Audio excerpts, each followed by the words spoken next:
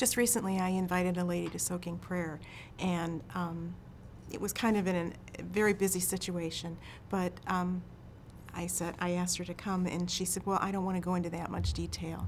And if I'd have had the time, because we were dashing out the door at the time, I would have said, you know, you can tell us as much or as little as you want. You can relieve your burden as much or as little as you want. And it's not like there's 20 or 30 people standing around you. It's more of a one-on-one, very relaxed, very comfortable, non-threatening, very confidential experience for the prayer or the prayee.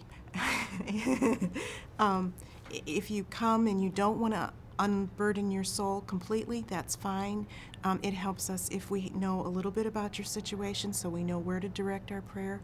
But it's usually one or two people with someone who has need, and we just spend a concentrated amount of time on that individual as much as they want to tell us. It says to pray unceasingly, or that I know in many of Paul's letters to the various churches, he says, we are grateful and we pray for you unceasingly, and I think that's what inspires me when it comes to soaking prayer. You know, it's very uplifting for me most times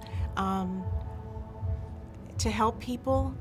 I have always had a desire to help people, and I'm not one to be a nurse or a doctor or something like that, but to pray for people is very easy for me because I enjoy speaking with the Lord on a regular basis, and so to have people come to me and say, will you pray for me, or can you pray for me, I always do. I always stop what I'm doing, and it may only be 2 seconds of a prayer, but I do, and then I feel the joy of the results of that prayer when I leave the room. Not that I could name specifically, but I remember a woman that came in and her husband, and I think they were having problems with their children, and she actually wrote a beautiful thank you letter, and Barb shared it with me and the other gal that I was praying with that day, and it just warmed my heart that she had been touched and that she had a very positive experience, and she felt it had helped her, and that was, I felt very good about that. That was very heartwarming.